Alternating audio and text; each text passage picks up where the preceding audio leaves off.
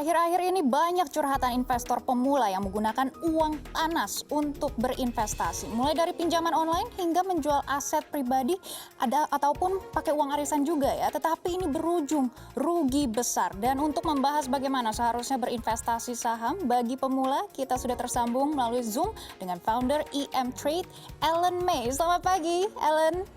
Selamat pagi, Maggie. Wah, cerah sekali ya Anda pada pagi hari ini. Sepertinya sudah ada cuan nih pada pagi hari ini. Langsung saja nih, Ellen. Akhir-akhir ini banyak sekali fenomena yang menggunakan uang panas untuk berinvestasi. Bahkan ada yang sampai berutang.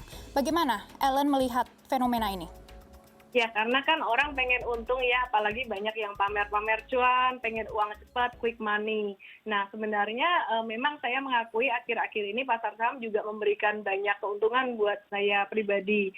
Namun, resikonya juga sangat meningkat sekali. Jadi, cepat banget naiknya dan cepat turunnya. Masalahnya banyak orang yang pamer cuan nggak mau memperlihatkan kenyataan tentang risiko kerugian. Nah, itu sebenarnya satu hal yang harus dipahami orang yang baru mau masuk di saham. Selalu saya katakan di awal, jangan cuma lihat langit, tapi harus ingat kamu masih injak tanah. Jadi maksudnya gini, jangan cuma lihat keuntungannya, tapi harus sadar bahwa dalam investasi pasti ada risiko kerugian. Jadi ketika masuk di saham, jangan cuma mikir bisa untung berapa, tapi seandainya mau masukin uang di saham sekian rupiah, katakan misalkan 100 juta rupiah, rugi 10% atau hilang uang dalam nominal 10 jutanya, itu siap nggak? Nah, itu angka sesuai dengan kesiapan masing-masing gitu. Jadi kalau nggak siap rugi segitu, jangan masuk 100 juta. Oh, misalkan siapnya 50 juta, rugi 5 juta, nggak apa-apa. Nah, itu boleh masukin. Jadi jangan sampai pakai uang panas, apalagi uang panas.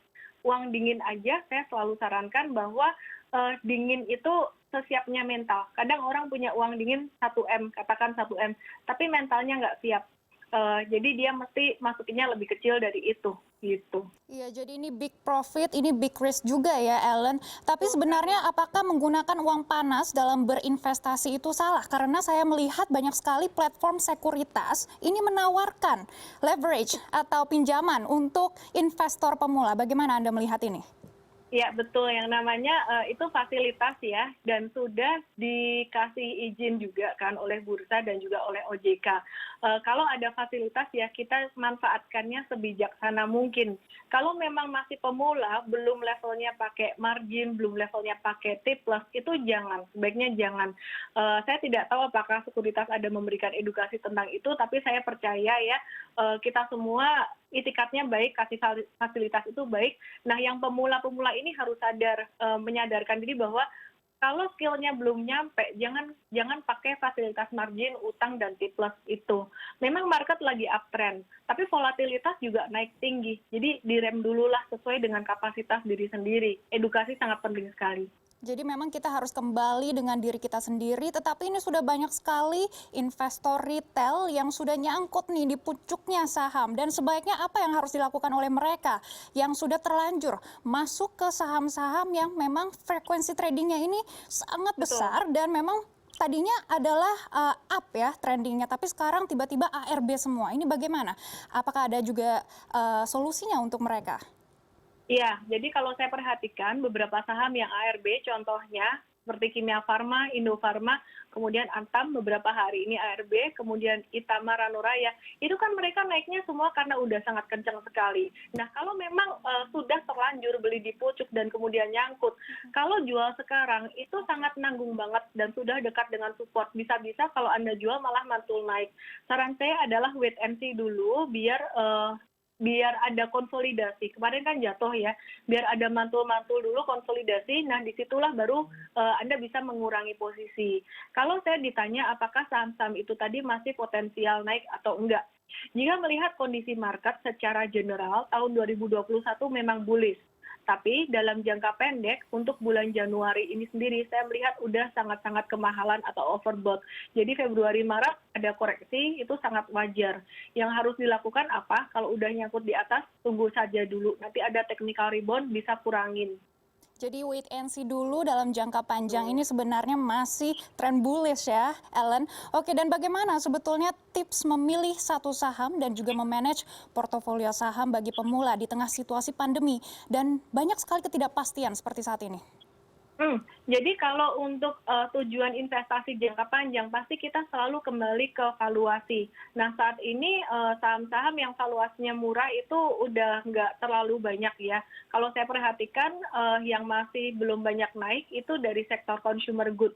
Jadi seperti ICBP, Indofood, Unilever, GGRM, HMSP itu bisa dilirik untuk investasi jangka panjang dan valuasi murah tuh nggak bisa dibandingkan dengan saham yang lainnya. Saya bilang murah itu karena dilihat berdasarkan historikalnya mereka sedang murah saat ini. Kemudian yang poin kedua, tidak hanya melihat valuasi, tapi juga melihat secara teknikal. Contoh, sektor konstruksi itu valuasi belum mahal. Belum terlalu mahal ya, masih di bawah rata-rata. Namun secara teknikal udah naik banyak. Dan ada sentimen positif SWF memang. Namun sentimen positif SWF ini kan juga udah didiskon beberapa bulan kemarin, sehingga harga saham udah naik.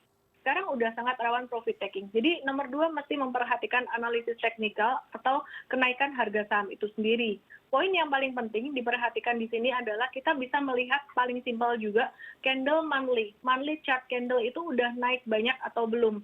Sebagai contoh, saya melihat Antam sekitar 1-2 minggu yang lalu saya sempat mereview Antam udah kemahalan, baik dari segi valuasi maupun teknikalnya dalam 2 bulan itu sudah naik lebih dari 150% ya. Jadi itu menurut saya udah nggak rasional dan rawan profit taking. Jadi sebelum Antam ada kasus Budi Said sengketa dengan Budi Said ini memang sebenarnya udah rawan profit taking. Menurut saya Antam turun bukan karena kasus sengketa tersebut, tapi karena memang udah wajar, memang sudah seharusnya turun.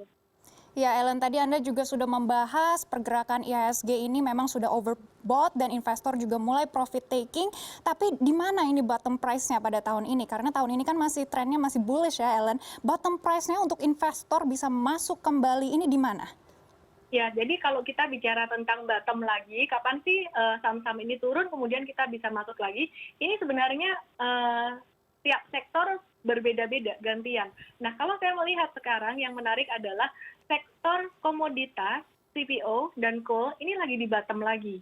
Ya, jadi bukan bottom-bottom yang seperti di September kemarin, tapi dalam fluktuasinya ini cenderung murah. Jadi teman-teman kalau misalkan mau beli dan simpan untuk jangka menengah, dan sekali lagi ini bukan rekomendasi atau perintah beli jual ya. Ini review aja saham-saham seperti Adaro, Doit, kemudian Indi. Sekarang ini lagi murah berada di area support gitu.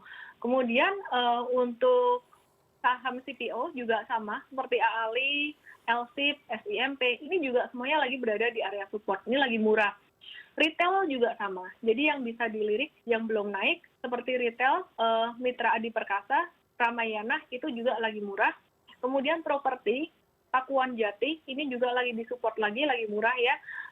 Ya, itu saham-saham yang beberapa menarik dan cukup rendah risiko kalau Anda mau beli dan simpan untuk beberapa bulan ke depan.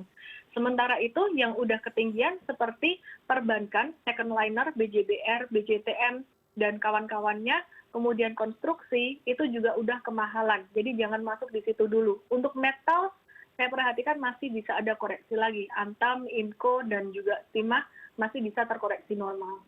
Ya, Ellen, ini pertanyaan terakhir ya, karena kita sudah melihat ini IHSG sudah mencapai level di kisaran 6.300-an. Dan sektor-sektor apa saja yang perlu dicermati bagi pemula untuk berinvestasi saham? Ya, seperti yang tadi saya bilang kan ini cyclical ya, sangat-sangat cepat sekali perubahan sektoralnya. Untuk saat ini sih pemula bisa lirik untuk CPO dan juga coal, retail itu masih sangat murah sekali. Dan juga sektor properti, ya properti terutama Pakuan Jati, ini merupakan perusahaan yang sangat menarik sekali ya, karena pada masa pandemi justru malah dia ekspansi, ada akuisisi mall dan hotel. Jadi beberapa sektor tersebut sangat menarik. Kemudian yang terakhir ada tambahan sedikit, semen SMBR, SMGR itu juga masih bisa dibeli. Risikonya cukup rendah, jadi dia belum naik ketinggian, habis turun dia. Nah, kalau untuk konstruksi better wait and see dulu. Kemudian kalau perbankan juga wait and see dulu, masih bisa turun lagi. Ya, jadi wait and see, ini investasi harus jangka panjang. Terakhir banget nih Ellen. Jadi kita juga memerlukan ya semangat dari Ellen dan juga masukan untuk investor yang sudah terlanjur nyangkut di pucuknya saham atau sudah terlanjur berutang untuk investasi saham. Ini bagaimana masukan Anda?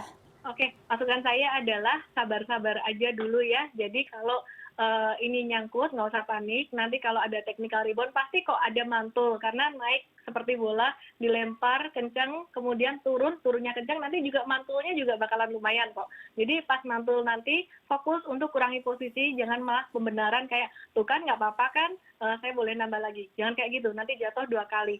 Kurangin posisi, keluarin semua uang panasnya, bayar dulu hutangnya, uang arisan, uang gadai, keluarin dulu semuanya. Kalau belum ada uang, jangan masuk di saham. Kalau ada uang lebih aja, boleh masuk di saham. Tapi nanti ketinggalan peluang, sabar. Peluang selalu ada tiap hari.